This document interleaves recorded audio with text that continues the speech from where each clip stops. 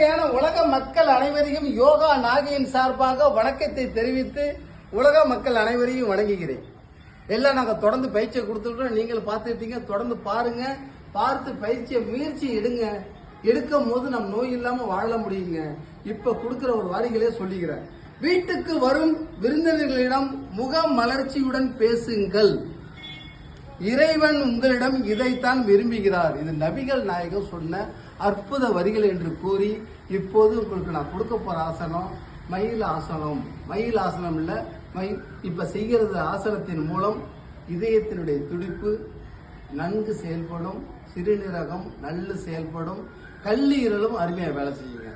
இது என்ன ஆசனம் பாத்துங்க. முதல்ல பூனை மறைக்க நம்ம வரணுங்க. இன்னும் சொல்ல போனா சிங்கம் கூட சொல்லலாம். அப்படி வந்து இப்படி ஒரு வலது பக்கம் 5 இடது பக்கம் 5 சுற்றணும். என்னோட வலது காலை நீட்டுகிறேன். அதுக்கு பதில் ஆப்போசிட் இடது காலை நீட்டி சுவாசத்தை உள்ளே இழுத்து வெளியே விட்டாலே போதும். இப்படி செயல்படும் போது நான் சொன்ன அந்த 3 நல்லா வேலை செய்ய வாய்ப்பு இருக்குங்க. இப்ப என் பையன் அந்த இடத்துல செய்ய போறாப்புல பாருங்க. எப்படி இது சிங்கம் மாதிரி முதல்ல வாப்பா, இது பூனை மாதிரி இருக்கிறதுக்கு வாய்ப்பு இருக்கு. இப்போ ஒரு வலது காலை நீட்டு, வலது கையை நீட்டு. சரி, அதை ஏன் நின்று நல்லா நீட்டணும்.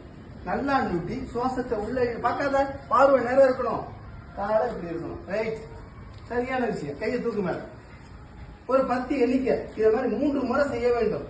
போதும். அடுத்த கையை மாத்திக்க. மூச்செல்லாம் எடுத்து விட்டு கையை நீட்டு. ஆப்போசிட் ரொம்ப தூக்கு. நல்லா நீட்டு. அப்படியே இதை நல்லா நீட்டு.